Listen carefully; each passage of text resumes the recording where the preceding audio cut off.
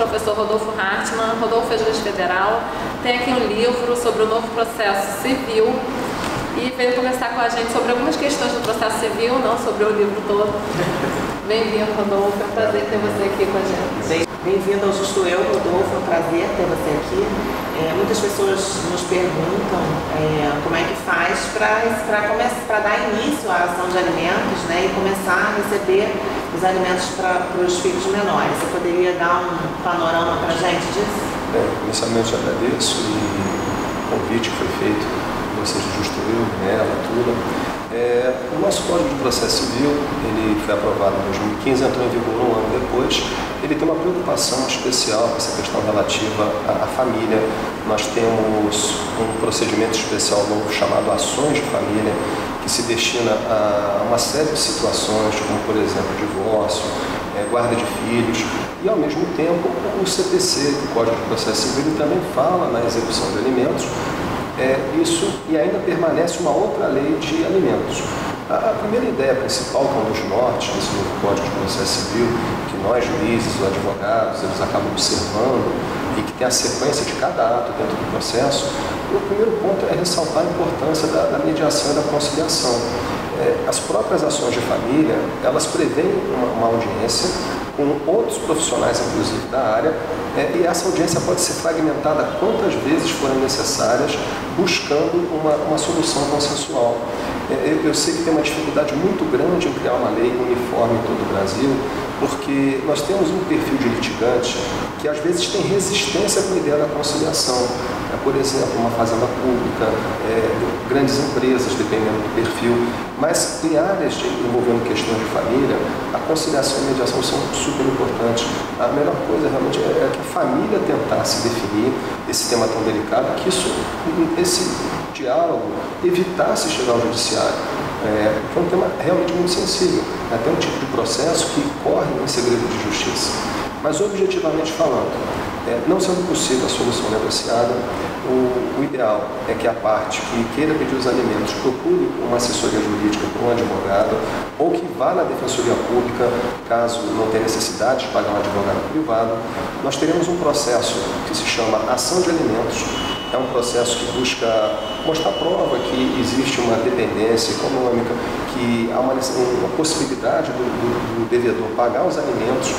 E a partir daí, nesse início de processo, pelas provas que forem produzidas, o juiz dá o que nós normalmente chamamos como liminar, algo concedido no início do processo, definindo um valor provisório, são os alimentos provisórios. A partir da fixação dos alimentos provisórios, o credor dos alimentos inicia a chamada execução. Agora vai para o Código de Processo Civil. E, felizmente, o Código de Processo Civil, nesse ponto, ele acaba ratificando o entendimento anterior, jurisprudencial. Então, ele não cria uma grande ruptura com o modelo anterior. Era algo que já vinha dando certo e permanece. Eu acho até que o Código tem uma preocupação com a figura do credor dos alimentos. Então, o início é basicamente esse. Propor uma ação de alimentos, conseguir os alimentos provisórios. O advogado, o defensor público vai começar a execução já é a possibilidade já de invadir o patrimônio do devedor, tem a possibilidade, dependendo dele, ser preso, que é um fator também que constrange um pouco o devedor para pagar a dívida, mas basicamente esse é o início do processo. A guarda compartilhada, ela libera o devedor de alimentos do pagamento de pensão?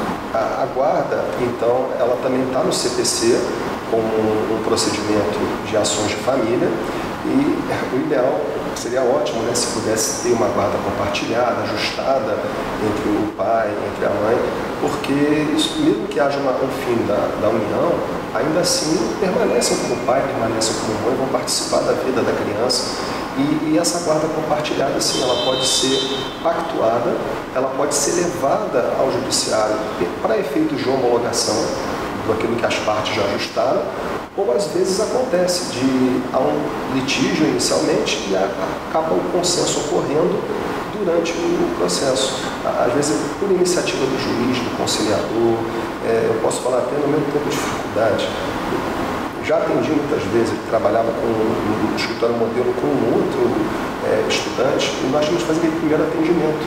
Estava lá, começa com a treta, né? A briga do marido com a mulher e tal. E às vezes você conversando com eles, mostrando os lados positivos, restabelecendo o diálogo, e a impressão que nem se divorciar mais, pactuaram bem a questão de continuar com o filho. Então é isso, realmente é tentar conversar, tentar perdoar, tentar Mas não é pelo avançar. fato dele ter a guarda compartilhada que ele não precisa pagar pensão. Uma coisa não tem a ver com a guarda compartilhada, está mais ligada às escolhas e decisões com relação ao menor. Isso, a questão de ter a guarda compartilhada, isso não exime, por exemplo, o pai de pagar a pensão. Nós sabemos que às vezes a guarda compartilhada ocorre, dependendo da localidade, das pessoas envolvidas, por uma questão até de logística também. Às vezes a mãe vai morar em outro endereço por causa de trabalho, o pai permanece próximo à escola da criança, mas isso não vai eximir de continuar pagando sustento. É engraçado que você sempre fala a pensão paga pelo pai.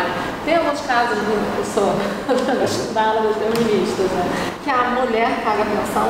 Certamente. Isso a nossa sociedade tem mudado muito rapidamente em vários aspectos. É claro que em alguns pontos ela ainda tem um ranço machista enorme. Eu trabalho muito com competência previdenciária e vejo quase sempre o homem falecendo antes. Às vezes até o homem tem um estilo de vida também muito mais prejudicial a si mesmo do que as mulheres adotam. E, natural, a mulher acaba pedindo benefício. Mas também há o oposto da mulher, às vezes. Ela está trabalhando, ela está sustentando, o marido assume outro papel, às vezes não está no mercado de trabalho, e às vezes ele que vai pedir aposentadoria. E a mesma coisa acontece também na questão do pagamento dos alimentos. A configuração hoje é muito versátil, dependendo de cada realidade, cada união que está. Agora, com relação ao valor, eu vejo que algumas pessoas acreditam ainda que o homem, principalmente, ele tem o dever de manter a situação que existia antes naquela família. Já ouvi isso de algumas pessoas. A pessoa falando assim, na minha casa a gente gasta tantos R$1.000 por mês, então agora que ele sair, ele vai ter que dar os tantos R$1.000. Então, assim, é uma crença que se tem. Porque às vezes é difícil as pessoas entenderem que o padrão acaba caindo no momento da separação. Muitos dever de ambos, né? Muitos relacionamentos, às vezes, já estão fracassados e ainda se tem uma aparência de normalidade, por conta, às vezes, da dificuldade da separação mesmo. Mas, fato, pelo conhecimento pessoal de pessoas do círculo que passam por isso daí, muitas vezes, quando ocorre uma separação, há dificuldade de você manter o mesmo padrão. Porque, primeiro, um vai sair de casa, às vezes o apartamento por hora não vai ser vendido, há necessidade de um aluguel. Então, há outras despesas que começam a ser feitas sem necessariamente ter um aumento na renda. Então, é natural que isso tem que ser verificado no processo, aquele que paga a pensão, quanto ele está ganhando, quais são as despesas fixas, para chegar na medida do possível num patamar que seja justo para todos os envolvidos. Nós, magistrados, acabamos analisando as provas que estão no processo, mas por isso que é importante sempre tentar, por mais difícil que seja, o restabelecimento desse diálogo, para que haja um consenso na fixação do valor, até evitar uma ação de alimentos também. Falando em diálogo, qual é a diferença entre conciliação e mediação? A conciliação e mediação vem muito forte no Código Novo, em diversas demandas, não apenas nas ações de família. Basicamente, a ideia qual seria? Tem um terceiro que vai ajudar na construção dessa solução consensual. O conciliador, ele é um terceiro que participa mais ativamente, mostrando prós e contra. Vamos imaginar que, hipoteticamente, você está devendo a Tula 100 mil e eu, como conciliador, eu tenho que tentar, olha, Tula, não é melhor receber 80 mil? Porque se você quiser os 100 mil mesmo, às vezes vai entrar na justiça e tem uma cadeia recursal muito grande, e você, às vezes, é melhor pagar os 80 mil agora do que pagar 100 mil por meio de penhora, entre outras circunstâncias. Às vezes é constrangedor vir no fórum perante um juiz, dependendo da questão. Então, o conciliador, ele trabalha tentando influenciar com prós e contras. O mediador, ele já tem uma postura mais rígida. Qual é a sua posição? Minha posição é essa. Onde você pode chegar? Eu posso chegar assim. O que você acha? Eu não concordo. O que você acha da resposta dela? Então, o mediador já é mais contido, embora ambos tenham um trabalho... Faz um trabalho mais psicológico, até, né? Mais assemelhado ao de um terapeuta. Isso. Que é o conciliador que vai fazer, às vezes, do juiz naquele momento inicial. O conciliador, ele, às vezes, ele estimulando, ele pode passar um pouco também do ponto, né? Às vezes a ideia é tanto chegar a uma conciliação, a partir de demanda, que às vezes as partes ficam até com medo, né? Às vezes o conciliador fala, não, porque eu conheço o juiz, ele vai fazer tal coisa. Ele não é assim, ninguém conhece. Eu estou com a Mirella todos os dias, eu não conheço as decisões dela. A gente conversa sobre os processos e eu acho que ela vai chegar num ponto e chega no outro. Não tem ponto. E na questão da mediação, as partes têm que optar pela mediação, porque a audiência de conciliação é obrigatória ou não? O nosso código, ele entrou em vigor em 2016, pelo menos no, entre aspas, procedimento comum, uma ação de danos morais, uma coisa mais comum, o código diz que tem uma audiência de conciliação e mediação. Pela literalidade, ela é obrigatória, ela só não ocorreria em duas hipóteses, interpretação literal, quando o autor e réu informam que não querem audiência, ou quando o direito não permite solução negociável. Então, para que marcar uma conciliação e mediação, isso não tem como transigir. Mas o fato é que isso depende muito da competência do órgão jurisdicional, a matéria, depende do perfil do litigante.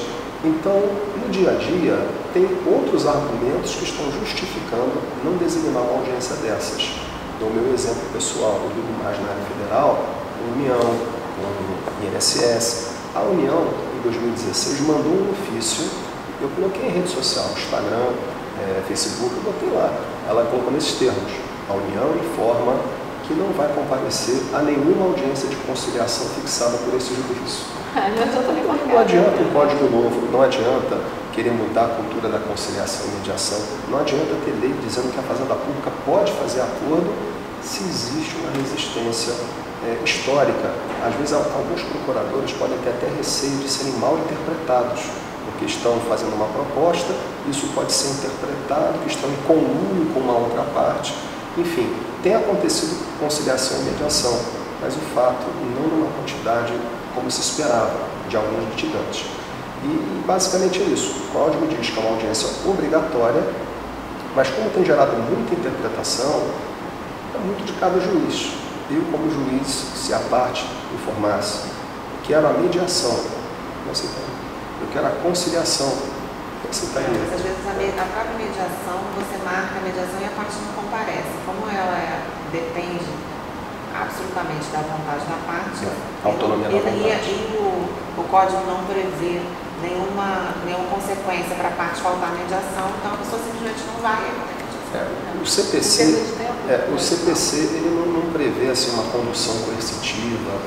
O máximo que ele diz se tiver uma audiência de conciliação e mediação, essa do procedimento comum, que é o artigo 334, o que ele diz se não comparecer e nem colocar procurador com poderes específicos, ele exige isso, procurador com poderes específicos, que vai ser fixada uma multa de 2%, e o nome da multa é ato atentatório à dignidade da justiça.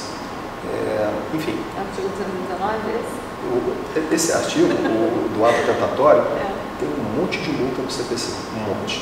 Tem no próprio artigo da audiência de conciliação, que é mais específico para esse caso, que é o 334. Tem o artigo 77. Tem um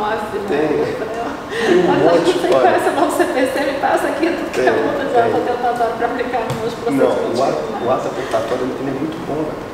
Você falou 219, 217. É pelo seguinte, porque essa multa por ato atentatório, ela pode inclusive permitir a punição de terceiros estranhos ao processo. Então, em um determinado processo criminal, a juíza precisa de uma informação para ajudar na investigação. E a empresa não fornece os dados. Então, resultado, você poderia aplicar essa multa punindo terceiros. É claro que tem uma discussão sobre o devido processo legal e tal, mas o código ele tenta botar uma boa-fé entre os litigantes.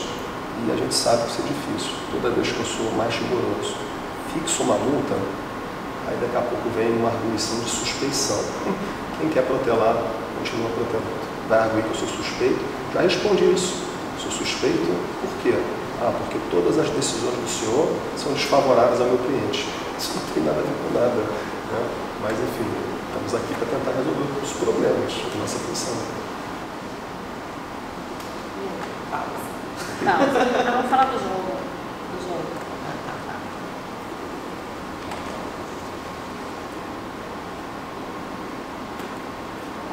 Rodolfo, como simplificar esse novo processo civil que já pela espessura parece ser complexo? Eu vi que você fez um jogo. Sim. Esse jogo online, eu até baixei o aplicativo, comecei a jogar. É somente sobre o novo processo civil? Pode divulgar, porque o nosso público... Eu vou explicar. É um público, assim, nosso canal é gratuito e também é acessível a todos. Eu percebi que seu aplicativo também. Isso. A ideia qual é? Tem um lado acadêmico de preparar os futuros juízes, os que fazem concurso público, e também um mercado dos advogados. Os advogados, eles se interessam muito na atualização. E por conta desse novo código que afetou a todos, eu acabei atualizando o meu manual, que é o curso completo, que está na 4ª edição. Fiz um código comentado, ele era comparado, virou comentado, está na 3ª edição de 2018, que já tem decisões novas que eu comento, coloco as decisões. E ainda tem um manual de petições e prática civil, escrito em coautoria com meu irmão, que é mestre doutor pelo UESP, o Guilherme Hartmann, porque, de um lado, um advogado escrevendo petições e um juiz que é leitor de petições diariamente, a visão do advogado para o juiz. E o layout desse livro é muito diferente. Ele teve 3 tiragens na primeira edição e foi assim, um custo acessível. E o mais engraçado, que eu comentei meu irmão, sem machismo, eu disse assim, Guilherme, vamos fazer um livro junto, mas a cor tem que ser rosa. Aí, irmão, por que você quer livro rosa? Eu falei, porque na livraria não tinha muito livro rosa de processo civil. E a editora, quando eu converso, ela até brinca. Poxa, é legal que os alunos, os interessados, eles vão na livraria, eles não sabem o nome do Rodolfo. Eles querem um livro rosa de prática. E dentro dessa ideia veio também a questão do aplicativo. Eu lido com alunos e a ideia era envolver um pouco o tema, pouco explorado na nossa área, chamada gamificação. Parece um tema bobo, mas não é isso. A questão é você tentar tornar uma atividade mais prazerosa e que você possa executá-la melhor. Talvez vocês vão lembrar que nós temos técnicas de gamificação. Por exemplo, quem gosta de correr, às vezes tem um aplicativo no celular, o celular vai medindo a distância e tudo mais, mas tem aplicativo que tem uma narrativa como se fosse uma invasão zumbi. Então você está correndo e está escutando gritos, as pessoas lutando, e sente que os zumbis estão perto de você, sem aplicativo em inglês, para você correr mais. Potencializar a sua atividade com outros tipos de estímulos. Então tem aí um game, aplicativo com essa finalidade. Às vezes a pessoa, quando tem passagem aérea, essas coisas, lá está dizendo que você, se indicar um amigo, ganha milha, se você ganhar milha tem que fazer isso. Isso também é técnica de gamificação, para você fazer uma atividade ou usar até para merchandising. A ideia do aplicativo era fazer tipo um show do milhão, um show, só que envolvendo direito. E não dava para usar conteúdo pronto, prova da OAB, prova disso, porque pelo tamanho do tablet, do celular, tem que ser textos menores, mais objetivos, tem que ser uma coisa mais rápida. Qual é o prazo do recurso? 10 dias, 15 dias. Qual é não sei o quê? Tem que ser alternativas rápidas para ter o estímulo e a pessoa sentir que está avançando ou não. A ideia era colocar os professores em cenários, um professor numa sala de audiência com personagens, tem a rodada de perguntas, vem uma outra fase, e mostrando isso para um colega nosso, Fabrício Fernandes de Castro, ele disse assim, mas espera aí, mas eu não estou achando muito graça, porque eu não faço mais concurso. Eu queria fazer um jogo que na verdade fosse uma simulação de concurso público. Graças à ideia do Fabrício, tem um módulo que aparece o professor, que você escolhe a matéria, e tem um outro módulo que você simula um concurso. Todos os professores são no modo concurso, que tem os examinadores, todos eles são fictícios, são personagens. É muito engraçado. O último personagem, o nome dele é Boa Morte, ele veste aquela toga de juiz e ele pergunta coisa que não tem nada a ver. Então ele vai perguntar às vezes quantas letras tem a palavra inconstitucionalissimamente. A pessoa fica louca porque está o tempo passando, ela tem que contar no tablet. É rápido, porque eu comecei a jogar, me lembro que eu fiquei nervosa, tinha que escolher, eu acho que eu fiquei escolhendo o modo perguntas sobre o direito em geral, então tinham perguntas ali que não estavam fresquinhas na minha mente. Eu acredito que assim, foi uma experiência positiva. O projeto foi executado por 4 pessoas. Eu acabei fazendo conteudista, registrando os nomes, as telas. Deu muita sorte a empresa que fez o aplicativo. Nós temos hoje até uma outra parceria num portal de aula online chamado portal adapta.com.br. E isso serve para divulgar conhecimento, serve para formar melhor as pessoas. O foco do aplicativo não se exige cadastro, não se exige conexão. É o aluno que está no metrô, é o aluno que não tem uma conexão boa. Mas, Rodolfo, é simples, mas às vezes o que impressiona nele é a simplicidade. Ele, por enquanto, ele tem uma parte gratuita e isso vai ser eliminado em menos de um mês. Tá? O aplicativo vai ter em processo civil, o professor Aurélio Corrêa, tem o professor Josinaldo Leal, consumidor, tem a professora Flávia Bahia, em Direito Constitucional, tem o professor José Aras, em Direito Administrativo. Esses são os reais, fora os personagens da simulação do concurso. E tem sido realmente uma experiência diferente para conhecer um pouco esse mercado. Muita coisa para conhecer. O nome dele é Questão de Ordem. Questão de Ordem está disponível para iOS e Android nas stories dos celulares. Muito interessante. A gente prima aqui no Justo Eu também pelo acesso ao direito, né? E a gente tenta aqui levar as aulas de uma forma que seja acessível a todos. A gente acredita firmemente que as pessoas têm que ter um conhecimento, nem que seja básico de direito, né? Até porque o artigo 3º, né, está falando sobre isso, da Lei de Introdução ao Código Civil, fala que ninguém pode ser eximido de saber o direito. Então alguém tem que ensinar, né? Então, se a pessoa não fez faculdade e tal, ela tem que ter acesso em outras áreas a um conhecimento jurídico que seja acessível à Isso é compreensão. absolutamente Até para você necessário. desmistificar, porque você vê que no aplicativo está uma coisa moderna, feito por um juiz federal moderno, que você tem essa figura do Boa Morte, né? Que é um juiz Boa Morte. que todo mundo imagina que seja um juiz, uma pessoa fúnebre, que nada combina com a rapidez. Se também interessado em conhecer o processo criativo, tem um perfil do Instagram pouco utilizado, _Artesio_, que é a empresa que desenvolveu o jogo. Então tem, por exemplo, o inimigo da terceira fase, o examinador, é inspirado no presidente da Nintendo, Hiroshi Yamauchi. Os botões de você apertar as questões são inspirados na história dos botões do PlayStation.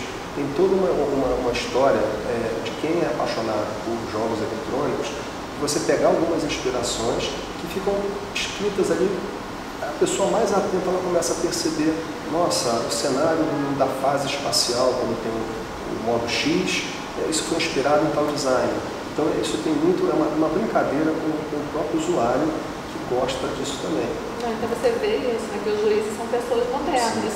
Inclusive, em tese, ele foi desenvolvido na plataforma Unity. Ele poderia estar no Nintendo Switch, no PlayStation 4, no Xbox One, que são os videogames dos meninos. Com pequenas alterações, ele poderia estar, mas nem precisa disso. Porque se você tem um celular Apple ou Android, é possível espelhar na televisão. Então não precisa passar aquele sabor de estar lendo letrinha pequena no celular. Eu, por exemplo, jogo meu celular na Apple TV e fico de boa, suave na nave, curtindo a jogatina. Muito obrigada pela sua vinda aqui, foi enriquecedor para a gente. Agradeço mais uma vez. Parabéns. Esse foi o Justo Eu com o Rodolfo Hartmann. Se você gostou, curte, compartilhe, divulgue nosso canal. Words that you